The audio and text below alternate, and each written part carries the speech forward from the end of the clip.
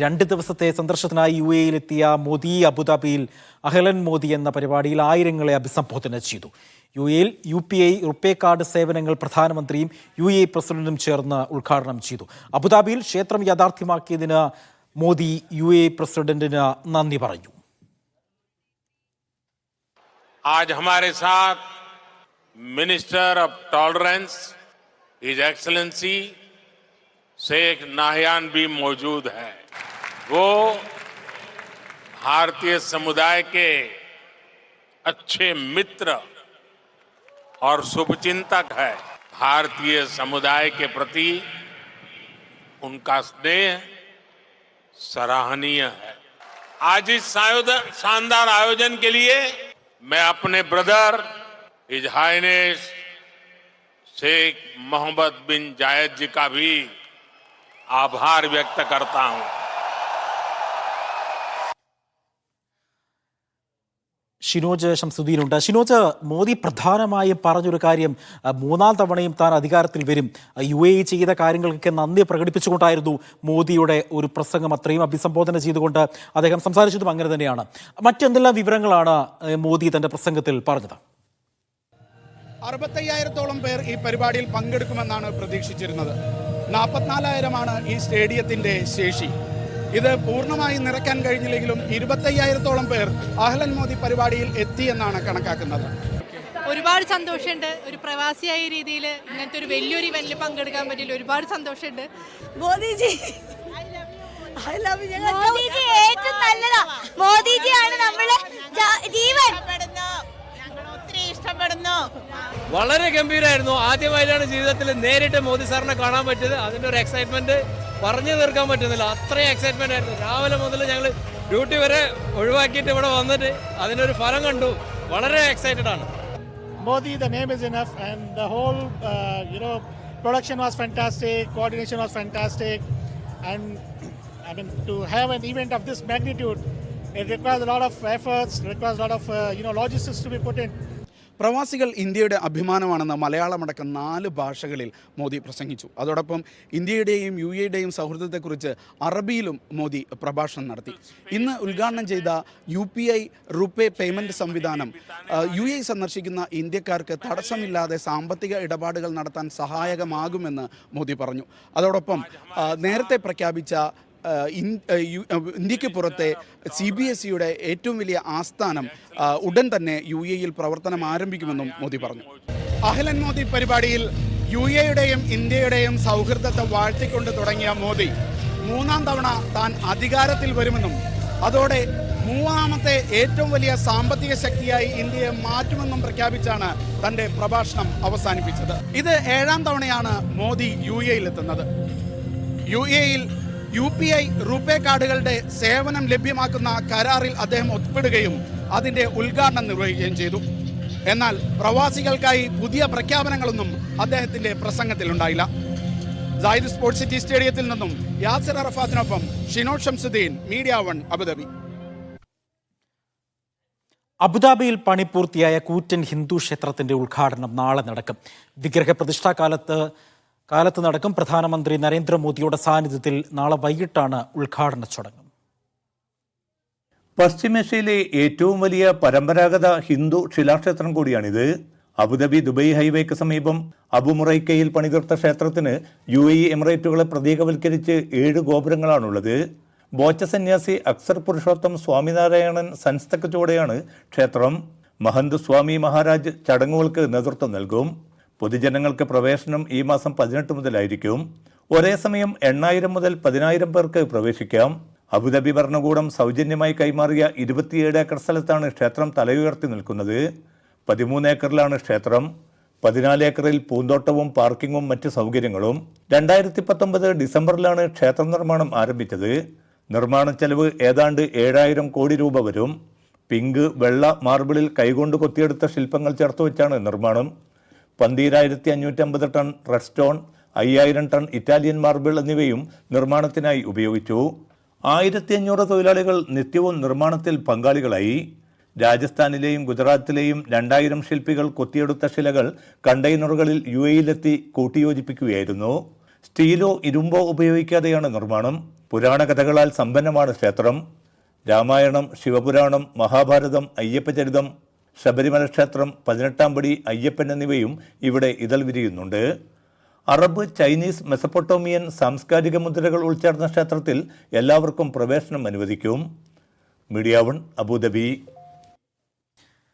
ലോകത്തിലെ ഏറ്റവും മികച്ച 50 നഗരങ്ങളിൽ സൗദിയിൽ നിന്നുള്ള 10 നഗരങ്ങളെ ഉൾപ്പെടുത്താനുള്ള പദ്ധതികൾ ആവിഷ്കരിച്ചിരിക്കുന്നതായി സൗദി മുനിസിപ്പൽ മന്ത്രി പറഞ്ഞു.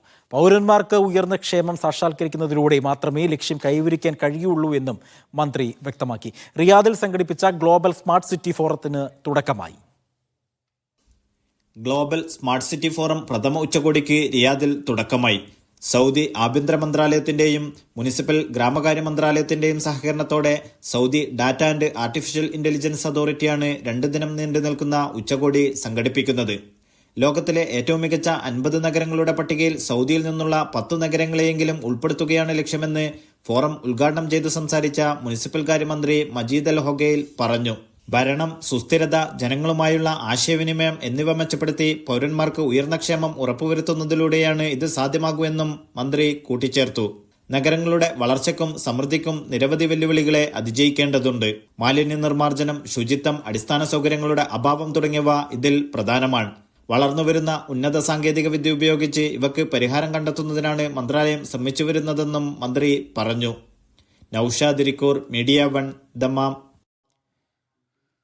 സൗദിയിൽ ട്രാൻസ്പോർട്ട് ഗതാഗത മേഖലയിൽ നടപ്പിലാക്കിയ ഇലക്ട്രോണിക് വൽക്കരണം വലിയ വാഹനങ്ങളുടെ അപകടം പകുതിയായി കുറയ്ക്കാൻ സഹായിച്ചതായി ഗതാഗത മന്ത്രി പറഞ്ഞു. ട്രാക്കുകളെ ഇലക്ട്രോണിക് രീതിയിൽ ബന്ധിപ്പിച്ചതോടെ വാഹനങ്ങളുടെ വേഗത, ഭാരം, ലൊക്കേഷൻ തുടങ്ങിയ വിവരങ്ങൾ കൃത്യമായി ലഭ്യമാകുകയും ചെയ്യുമെന്നും മന്ത്രി പറഞ്ഞു. മന്ത്രാലയം വ്യത്യസ്ത ഗതാഗത മാർഗങ്ങൾ ആസൂത്രണം ചെയ്തു വരികയാണ്. രാജ്യത്തെ ട്രക്കുകളെ ഇലക്ട്രോണിക് ലിങ്ക് വഴി ബന്ധിപ്പിക്കുന്ന നടപടി പൂർത്തിയായതായി സൗദി ഗതാഗത മന്ത്രി സാലിഹ് അൽ ജാസർ പറഞ്ഞു. റിയാദിൽ നടക്കുന്ന ഗ്ലോബൽ സ്മാർട്ട് സിറ്റി ഫോറത്തിൽ സംസാരിക്കുകയായിരുന്നു മന്ത്രി. ഇലക്ട്രോണിക് ലിങ്ക് വഴി ട്രക്കുകളെ ബന്ധിപ്പിച്ചതും ഉന്നത സാങ്കേതിക വിദ്യകൾ ഏർപ്പെടുത്തിയതും രാജ്യത്തെ വലിയ വാഹനങ്ങളുടെ അപകട നിരക്ക് പകുതിയായി കുറക്കാൻ സാധിച്ചതായി മന്ത്രി വ്യക്തമാക്കി. പദ്ധതി വഴി വാഹനത്തിന്റെ വേഗത, ഭാരം, താപനില, ലൊക്കേഷൻ, മറ്റു വിവരങ്ങൾ എന്നിവ കൃത്യമായി നിരീക്ഷിക്കാൻ സാധിക്കും. നവീനവും ആധുനികവുമായ സാങ്കേതിക വിദ്യകൾ ഉപയോഗപ്പെടുത്തിയാണ് സംവിധാനമൊരുക്കിയതെന്നും മന്ത്രി വിശദീകരിച്ചു. സൗദി ദേശീയ പരിവർത്തന പദ്ധതിയുടെ പ്രധാന ലക്ഷ്യങ്ങളിലൊന്ന് ഗതാഗത മേഖലയെ ആധുനികവൽക്കരിക്കുകയാണെന്നും മന്ത്രി പറഞ്ഞു. Naushad Irikkur, media 1, Dammam. സൗദിയിൽ വിഷജീവികൾ പുറത്തിറങ്ങാൻ സാധ്യതയുണ്ട് എന്നും സൂക്ഷിക്കണമെന്നും വിദഗ്ധരുടെ മുന്നറിയിപ്പ്. ശൈത്യകാലം അവസാനിക്കാറായതിനാൽ മരുഭൂമി പ്രദേശങ്ങളിൽ ക്യാമ്പ് ചെയ്യുന്നവർ പ്രത്യേകം സൂക്ഷിക്കണം. ലോകത്തിലെ തന്നെ ഏറ്റവും അപകടകാരികളായ തേളുകളും പാമ്പുകളും സൗദി മരുഭൂമികളിൽ ഉണ്ട് എന്നാണ് വിദഗ്ധർ മുന്നറിയിപ്പ് നൽകുന്നത്. വിഷജീവികൾ കൂടുതലായി പുറത്തിറങ്ങുന്ന സമയമാണിത്. അതിനാൽ മരുഭൂമികളിലൂടെയും മറ്റും സഞ്ചരിക്കുന്നവർ അതീവ ജാഗ്രത പുലർത്തണം. മദീന മേഖലയിലെ മരുഭൂപ്രദേശങ്ങളിൽ ക്യാമ്പ് ചെയ്യുന്നവർ പ്രത്യേകം സൂക്ഷിക്കണമെന്നാണ് വിഷജീവി വിദഗ്ധരുടെ മുന്നറിയിപ്പ്. മദീന മേഖലയിൽ മാത്രം 17 ഇനം പാമ്പുകൾ ഉള്ളതായി പരിസ്ഥിതി വിഭാഗം പറയുന്നു. കൊടും വിഷമുള്ളവയാണ് അവയിൽ 5 ഇനം സർപ്പങ്ങൾ. ഭക്ഷണം തേടിയോ പുതിയ പാർപ്പിടം തേടിയോ അല്ലെങ്കിൽ ഇണചേരാനുള്ള പങ്കാളിയെ തേടിയോ വിഷജീവികൾ കൂടുതലായി പുറത്തിറങ്ങുന്ന സമയമാണിത്. ലോകത്തിലെ തന്നെ ഏറ്റവും അപകടകാരികളായ മഞ്ഞത്തേളുകൾ സൗദി മരുഭൂമികളിലും ധാരാളമായുണ്ട്. തണുപ്പ് വിട്ട് ചൂടിലേക്ക് മാറുമ്പോൾ ഇവ പുറത്തിറങ്ങും. മണലിൽ ചേർന്ന് കിടക്കുന്ന മഞ്ഞത്തേളുകളെ പെട്ടെന്ന് കണ്ടെത്തുക പ്രയാസമാണ്. അതിനാൽ രാത്രിയിൽ ജോലി ആവശ്യാർത്ഥമോ മറ്റോ പുറത്തിറങ്ങുന്നവർ കയ്യിൽ വെളിച്ചം കരുതണം. ക്യാമ്പിനായോ മറ്റോ മരുഭൂമിയിലേക്ക് പോകുന്നവർ കാലിന്റെ മുട്ടോളം മൂടുന്ന സുരക്ഷാ ഷൂസ് ധരിക്കണം.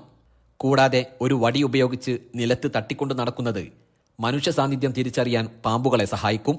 അത് കാരണം അവ ഒഴിഞ്ഞു പോകുമെന്നും വിദഗ്ധർ പറയുന്നു. കഴിഞ്ഞ വർഷം മാത്രം 4200ഓളം പേർക്കാണ് സൗദിയിൽ പാമ്പിന്റെയും തേളിന്റെയും കടിയേറ്റത്. അതിൽ 3900 പേരും തേള് കടിയേറ്റ് ചികിത്സ തേടിയതായാണ് റിപ്പോർട്ടുകൾ. Gafoor Kondotty, media 1, Jeddah. കുവൈത്തിൽ സൈബർ സുരക്ഷാ ഹാക്കത്തൺ മത്സരത്തിനുള്ള രജിസ്ട്രേഷൻ ആരംഭിച്ചു. എൻട്രാക്ക് അക്കാദമിയുടെ സഹകരണത്തോടെ 16, 17 തീയതികളിൽ നടക്കുന്ന മത്സരങ്ങളിൽ വിദ്യാർത്ഥികൾക്ക് പങ്കെടുക്കാം.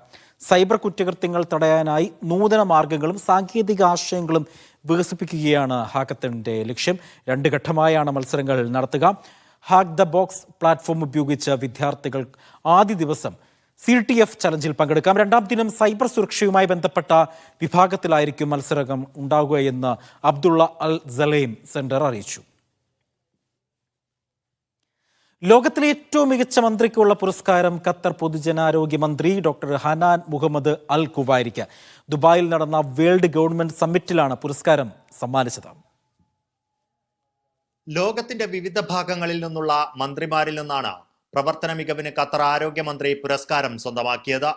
രാജ്യത്തെ ആരോഗ്യ സംവിധാനം കൂടുതൽ ജനകീയമാവുകയും അന്താരാഷ്ട്ര നിലവാരത്തിലേക്ക് ഉയർത്തുകയും ചെയ്യാൻ ഹനാൻ അൽ കുവൈരിയുടെ ഇടപെടലുകൾക്കായി ലോകോത്തര നിലവാരത്തിലേക്ക് സൗകര്യങ്ങൾ വികസിപ്പിക്കുന്നത് രാജ്യത്തിന്റെ വിവിധ മേഖലകളിലെ വളർച്ചയുടെ ഭാഗം മാത്രമാണെന്ന് വേദിയിൽ പ്രദർശിപ്പിച്ച വീഡിയോയിൽ അവർ പറഞ്ഞു. ആരോഗ്യ മേഖല നേരിടുന്ന വെല്ലുവിളികൾ തരണം ചെയ്ത് താമസക്കാരായ എല്ലാവരിലേക്കും ആരോഗ്യ സംവിധാനം എത്തിക്കുകയാണെന്ന് അവർ വ്യക്തമാക്കി. പ്രവർത്തന മേഖലയിലെ മികവും സാമൂഹ്യ മാധ്യമങ്ങൾ വഴിയുള്ള പൊതുജന പിന്തുണയുമെല്ലാം മാനദണ്ഡമാക്കിയാണ് അവാർഡ് പ്രഖ്യാപനം. UAE ഉപപ്രധാനമന്ത്രിയും ദുബായ് ഉപഭരണാധികാരിയുമായ Sheikh Maktoum bin Rashid Al മക്തൂമിൽ നിന്നും മന്ത്രി ഡോക്ടർ ഹനാൻ അവാർഡ് ഏറ്റുവാങ്ങി. 2016 ഹനാൻ മുഹമ്മദ് അൽ കുവൈരി ഖത്തറിന്റെ ആരോഗ്യമന്ത്രിയായി ചുമതലയേൽക്കുന്നത്. 2002 ഹെൽത്ത് കെയർ മാനേജ്മെന്റിൽ ബ്രിട്ടനിൽ നിന്നും PhD സ്വന്തമാക്കി. ലോകാരോഗ്യ സംഘടന, റോയിട്ടേഴ്സ് എന്നിവയ്ക്ക് വേണ്ടിയും പ്രവർത്തിച്ചിട്ടുണ്ട്. ഫോബ്സ് മാഗസിൻ പുറത്തിറക്കിയ അറബ് ലോകത്തെ സ്വാധീന ശക്തിയുള്ള വനിതകളുടെ പട്ടികയിലും ഇടം പിടിച്ചിരുന്നു. Media 1 Doha. 2 ദിവസമായി പെയ്യുന്ന മഴയിൽ ഒമാനിൽ മരിച്ചവരുടെ എണ്ണം 6 കനത്ത മഴയിൽ വാദിയിൽ അകപ്പെട്ട നിരവധി പേരെ civil defence and ambulance authority രക്ഷിച്ചു. ഒമാനിലെ ദാഖിലിയ ഗവർണറേറ്റിൽ ഇസ്കി വിലായത്തിലെ വാദിയിൽ കാണാതായ സ്ത്രീയെയും ജബൽ അക്ദറിൽ വാദിയിൽ കാണാതായ ഒരാളെയും ദാഹിറ ഗവർണറേറ്റിലെ യാങ്കൂൾ വിലായത്തിലെ വാദി ഗയയിൽ അകപ്പെട്ടയാളെയുമാണ് മരിച്ച നിലയിൽ civil defence and ambulance authority കണ്ടെത്തിയത്. തിങ്കളാഴ്ച റുസ്താക്കിലെ വാദി ബനി ഗാഫിറിൽ അകപ്പെട്ട് 3 കുട്ടികൾ മരിച്ചിരുന്നു. വിവിധ പ്രദേശങ്ങളിലെ റോഡുകളിലേക്ക് വീണ മണ്ണുകളും കല്ലുകളും നീക്കുന്ന പ്രവർത്തനങ്ങൾ മുനിസിപ്പാലിറ്റിയുടെ നേതൃത്വത്തിൽ പുരോഗമിച്ചുകൊണ്ടിരിക്കുകയാണ്. വിവിധയിടങ്ങളിൽ സിവിൽ ഡിഫൻസ് ആൻഡ് ആംബുലൻസ് അതോറിറ്റിയുടെ നേതൃത്വത്തിലും റോഡുകളിൽ കെട്ടിക്കിടക്കുന്ന വെള്ളം നീക്കം ചെയ്തു. മുൻകരുതൽ നടപടികളുടെ ഭാഗമായി ദോഫാർ, അൽവസ്ത, മുസന്തം ഒഴികെയുള്ള ഗവർണറേറ്റുകളിലെ വിദ്യാഭ്യാസ സ്ഥാപനങ്ങൾക്ക് ഇന്ന് അവധി നൽകിയിരുന്നു. നാളെ ക്ലാസുകൾ പുനരാരംഭിക്കും. അതേസമയം കഴിഞ്ഞ ദിവസങ്ങളിൽ ശക്തമായി പെയ്തിരുന്ന മഴയ്ക്ക് ചൊവ്വാഴ്ചയോടെ ശമനമുണ്ടായി. Media 1 Muscat.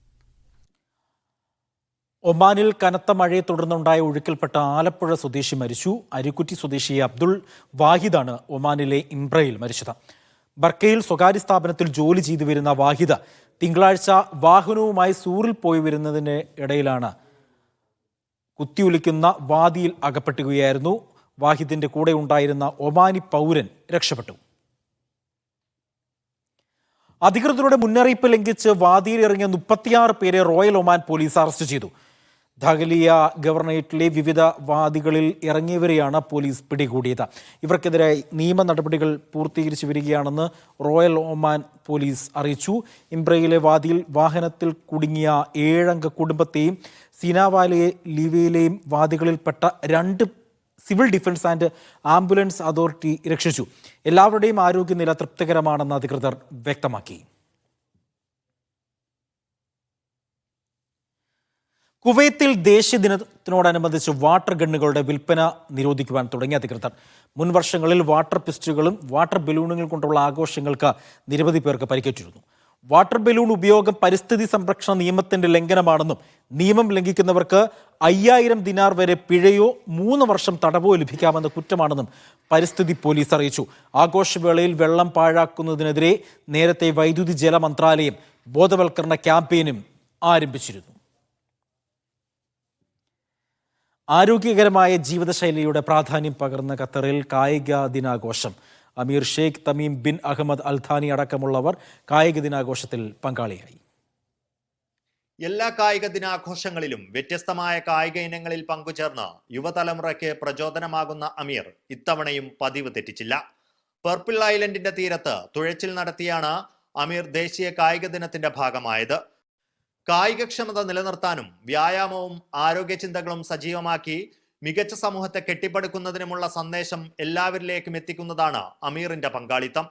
മന്ത്രിമാരും വിവിധ കേന്ദ്രങ്ങളിൽ കായിക ദിനാഘോഷത്തിന്റെ ഭാഗമായി. പാർക്കുകൾ, കടൽ തീരങ്ങൾ, സ്റ്റേഡിയം പരിസരങ്ങൾ, ഖത്തർ ഫൗണ്ടേഷന് കീഴിലെ എഡ്യൂക്കേഷൻ സിറ്റി, അൽബിദ പാർക്കിലെ ദോഹ എക്സ്പോ വേദി തുടങ്ങി എല്ലായിടങ്ങളും കായിക ദിന പരിപാടികളാൽ സജീവമായി. കുട്ടികളും സ്ത്രീകളും യുവാക്കളും ഉൾപ്പെടെ പങ്കാളിത്തവും ശ്രദ്ധേയമായിരുന്നു. Media 1 Doha. ഡിസ്റ്റവർ തുടരുകയാണ്. മുസ്ലിം ലീഗിന്റെ രാഷ്ട്രീയ പ്രശ്നാധിഷ്ഠിതമാണെന്ന് സാദിഖ് അലി ശിഹാബ് തങ്ങൾ. ചില രാഷ്ട്രീയ പാർട്ടികൾ സമയത്തിനനുസരിച്ച് നിലപാടെടുക്കും. ഉത്സവ കച്ചവടക്കാർ എന്നേ അവരെ വിളിക്കാൻ കഴിയൂ. ഭരണാധികാരികളോടുള്ള കുഴച്ചുനോട്ടം ആരാധനാലയങ്ങളോട് വേണ്ട എന്നും സാദിഖ് അലി തങ്ങൾ പറഞ്ഞു.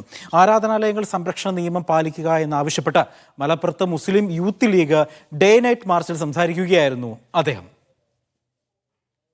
വൈകാരികതയല്ല മുസ്ലിം ലീഗിന്റെ നയങ്ങൾ, വിവേകപൂർണമായിട്ടുള്ള നിലപാടുകളാണ് എന്ന് മുസ്ലിം ലീഗ് എടുത്തിട്ടുള്ളത്. ഏത് പ്രതിസന്ധി വന്നാലും ആരോടും പിണങ്ങാതെ വിവേകത്തോടെ തന്നെ മുസ്ലിം ലീഗ് ഇനിയും തീരുമാനങ്ങൾ എടുക്കും. ആ തീരുമാനത്തിന് പിന്നിൽ അണിനിരക്കാൻ എൻ്റെ പ്രിയപ്പെട്ട സഹോദരന്മാരും എന്നും മുന്നോട്ട് വന്നിട്ടുണ്ട്, ഇനിയും മുന്നോട്ട് വരും എന്ന് തന്നെയാണ് നമ്മളൊക്കെ വിശ്വസിക്കുന്നത്. ഏതവസ്ഥയിലാണോ ഇന്ത്യയിലെ ഓരോ ആരാധനാലയവും ഉള്ളത്, ഇനിയുള്ള കാലവും അങ്ങനെ തന്നെ ആയിരിക്കണം. അതല്ല എന്ന് പറയാൻ ആരെങ്കിലും കുഴിച്ചു നോക്കുന്നുണ്ടെങ്കിൽ ആരാധനാലയങ്ങളുടെ വക്താക്കൾ ഒരുപക്ഷെ കുഴിച്ചു നോക്കുന്നവരെ ആട്ടി ഓടിക്കും എന്നതിൽ തർക്കമില്ല. വിശ്വാസമാണ് നമുക്ക് പ്രധാനമായിട്ടുള്ളത്. സാന്ത്വനം കടലൂർ കൾച്ചറൽ ഓർഗനൈസേഷൻ കുവൈത്ത് ഭാരവാഹികളെ തെരഞ്ഞെടുത്തു. ചെയർമാനായി മജീദ് റഹ്മാനെയും പ്രസിഡന്റായി കെ നജീബിനെയും ജനറൽ സെക്രട്ടറിയായി ഷെരീഖിനെയും ട്രഷററായി നൌഷാദിനെയും തെരഞ്ഞെടുത്തു. അഷ്റഫ് ഷുല്ല, സുബൈർ പി കെ, അഷ്റഫ് കൊയിലാണ്ടി, സലാം കെ കെ തുടങ്ങിയവരെ സഹഭാരവാഹികളായും തെരഞ്ഞെടുത്തു. OIC കുവൈത്ത് കണ്ണൂർ ജില്ലാ കമ്മിറ്റിയുടെ നേതൃത്വത്തിൽ ഷുഗൈബ് അനുസ്മരണം സംഘടിപ്പിച്ചു. അബ്ബാസിയ OICC ഓഫീസിൽ വെച്ച് നടന്ന ചടങ്ങിൽ സിദ്ദിഖ് അബകപ്പൻ അധ്യക്ഷത വഹിച്ചു. BS പിള്ള അനുസ്മരണ സമ്മേളനം ഉദ്ഘാടനം ചെയ്തു. ഷോബിൻ സണ്ണി, ശരൺ കോമത്ത് തുടങ്ങിയവർ ചടങ്ങുകൾക്ക് നേതൃത്വം നൽകി. Qatar CIC Al Khor zone Seashore എഞ്ചിനീയറുമായി ചേർന്ന് അൽഖോറിൽ മെഡിക്കൽ ക്യാമ്പ് സംഘടിപ്പിച്ചു. Seashore vice chairman Saqr bin Saud Al Mukhad, medical corporation Al Khor ആശുപത്രി ഡയറക്ടർ ഡോക്ടർ വിസാം കെ ഗത്മാനും ചേർന്ന് ക്യാമ്പ് ഉദ്ഘാടനം ചെയ്തു.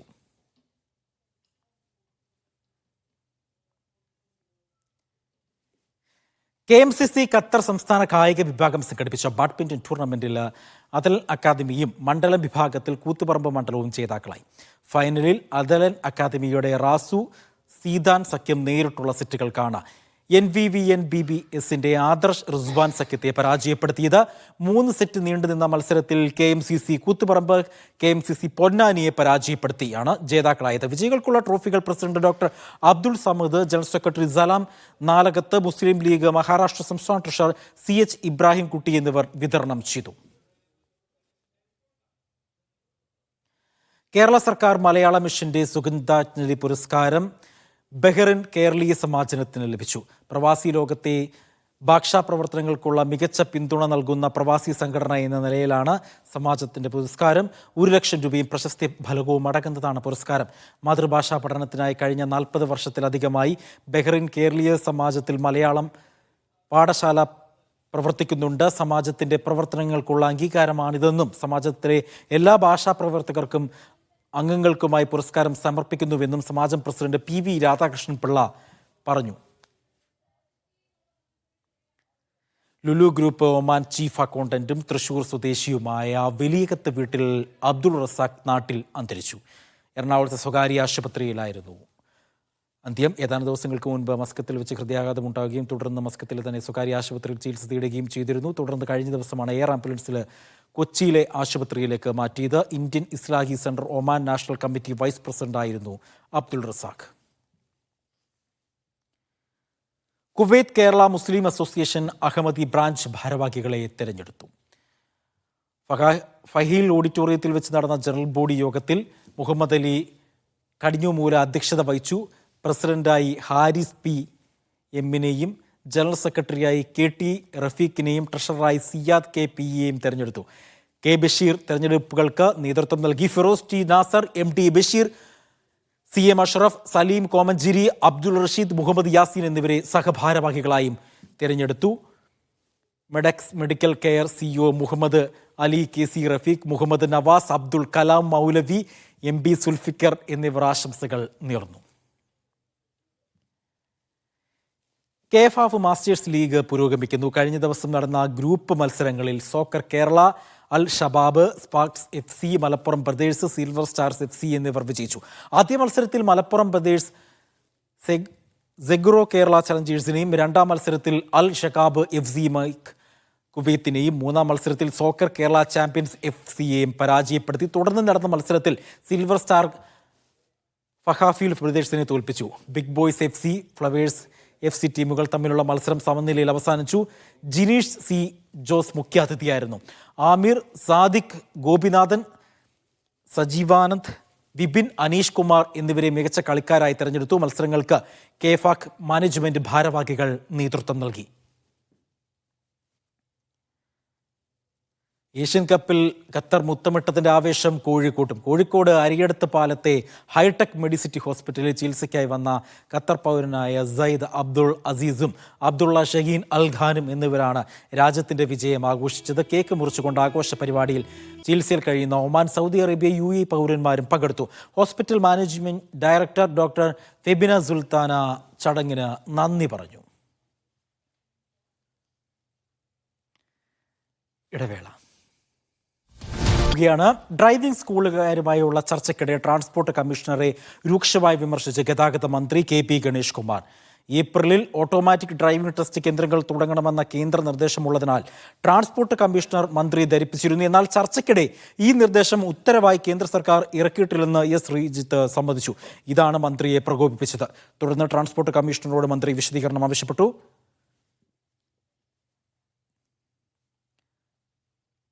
സൗദിയിൽ പെൺപുലരി എന്ന പേരിൽ മലയാളി വനിതകൾ സംഘടിപ്പിച്ച കലാവിരുന്ന് സ്ത്രീ ശാക്തീകരണത്തിന്റെ സാംസ്കാരിക സംഗമമായി. വേൾഡ് മലയാളി ഹോം ഷെഫ് എന്ന വനിതാ കൂട്ടായ്മയാണ് കലാവിരുന്ന് സംഘടിപ്പിച്ചത്. പൂർണ്ണമായും വനിതകളാൽ സംഘടിപ്പിക്കപ്പെട്ട പരിപാടി വ്യത്യസ്തതകൾ കൊണ്ട് ശ്രദ്ധേയമായി.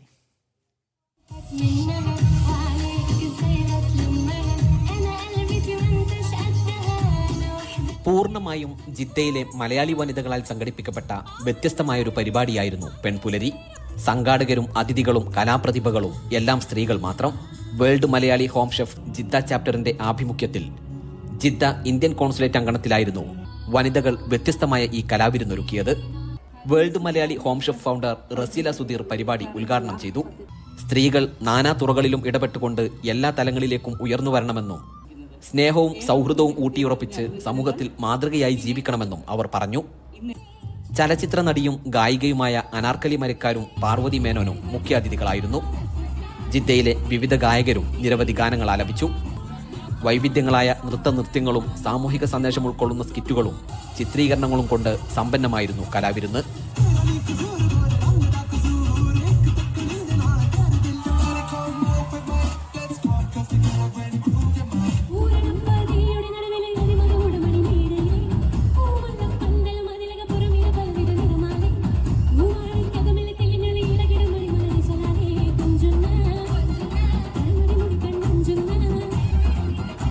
വിവിധ മേഖലകളിൽ സേവനമനുഷ്ഠിച്ച് 25 വർഷം പൂർത്തിയാക്കിയ വനിതകളെ ചടങ്ങിൽ ആദരിച്ചു. Admin convener Sofia Sunil, Noorunnisa Bava, international Indian school principal Farah, Al Wurood international school principal Smitha തുടങ്ങിയവർ സംസാരിച്ചു. Gafoor Kondotty, media 1, Jeddah. GCC India trade അംബാസഡറായി മലയാളിയായ ഷിയാസ് ഹസൻ നിയമിതനായി. അടുത്ത 5 വർഷത്തേക്കാണ് നിയമനം. ഈ പദവിയിലേക്ക് എത്തുന്ന ആദ്യ മലയാളിയാണ് ഷിയാസ് ഹസൻ. ദുബായ് ആസ്ഥാനമാക്കിയിട്ടുള്ള റിച്ച് മൗണ്ട് ഗ്രൂപ്പിന്റെയും മിഡിൽ ഈസ്റ്റ് ഓയിൽ ലിമിറ്റഡിന്റെയും ചെയർമാൻ കൂടിയാണ് ഷിയാസ് ഹസൻ.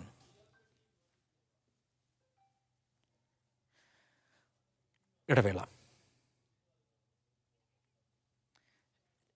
ക്ഷമിക്കണം. പ്രമുഖ വ്യവസായി BR ഷെട്ടി UAEയിൽ തിരിച്ചെത്തി. ഷെട്ടിയുടെ യാത്രാവിലക്ക് കഴിഞ്ഞ ദിവസം കർണാടക ഹൈക്കോടതി പിൻവലിച്ചിരുന്നു. ഇതേ തുടർന്നാണ് ഭാര്യയ്ക്കൊപ്പം ഷെട്ടി UAEയിൽ തിരിച്ചെത്തിയത്. അബുദാബിയിൽ കർണാടക സ്വദേശി ഷെട്ടിക്ക് സ്വീകരണം നൽകി. അബുദാബിയിൽ നോൺ റെസിഡന്റ് കന്നഡിക സംഘമാണ് ഷെട്ടിക്കും ഭാര്യയ്ക്കും സ്വീകരണം നൽകിയത്. വായ്പാ തട്ടിപ്പ് നടത്തി ഇന്ത്യയിലേക്ക് കടന്ന ഷെട്ടിക്കെതിരെ നടപടി തേടി വിവിധ ബാങ്കുകൾ നൽകിയ ഹർജി കോടതിയുടെ പരിഗണനയിലാണ്.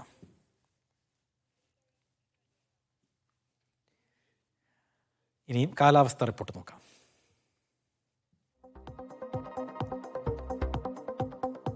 കുവൈറ്റിൽ കുറഞ്ഞ താപനില 11 ഡിഗ്രി സെൽഷ്യസ്, കൂടിയ താപനില 26 ഡിഗ്രി സെൽഷ്യസ്. ദുബായിൽ കുറഞ്ഞ താപനില 18 ഡിഗ്രി സെൽഷ്യസ്, കൂടിയ താപനില 25 ഡിഗ്രി സെൽഷ്യസ്. അബുദാബി കുറഞ്ഞ താപനില 17 ഡിഗ്രി സെൽഷ്യസ്, കൂടിയ താപനില 24 ഡിഗ്രി സെൽഷ്യസ്. ഖത്തർ ദോഹ കുറഞ്ഞ താപനില 13 ഡിഗ്രി സെൽഷ്യസ്, കൂടിയ താപനില 24 ഡിഗ്രി സെൽഷ്യസ്. മനാമ കുറഞ്ഞ താപനില 14 ഡിഗ്രി സെൽഷ്യസ്, കൂടിയ താപനില 23 ഡിഗ്രി സെൽഷ്യസ്. മസ്കത്ത് കൂടിയ താപനില 23 ഡിഗ്രി സെൽഷ്യസ്, കുറഞ്ഞ താപനില 20 ഡിഗ്രി സെൽഷ്യസ്. സലാല കുറഞ്ഞ താപനില 23 ഡിഗ്രി സെൽഷ്യസ്, കൂടിയ താപനില 31 ഡിഗ്രി സെൽഷ്യസ്. ഇനി ഇന്നത്തെ വിനിമയ നിരക്കുകൾ നോക്കാം. സൗദി റിയാൽ 22 രൂപ 16 പൈസ, UAE ദിർഹം 22 രൂപ 63 പൈസ, ഖത്തർ റിയാൽ 22 രൂപ 82 പൈസ, ഒമാനി റിയാൽ 215 രൂപ 85 പൈസ, കുവൈറ്റ് ദിനാർ 269 രൂപ 78 പൈസ, ബഹ്റിൻ ദിനാർ 220 രൂപ 48 പൈസ.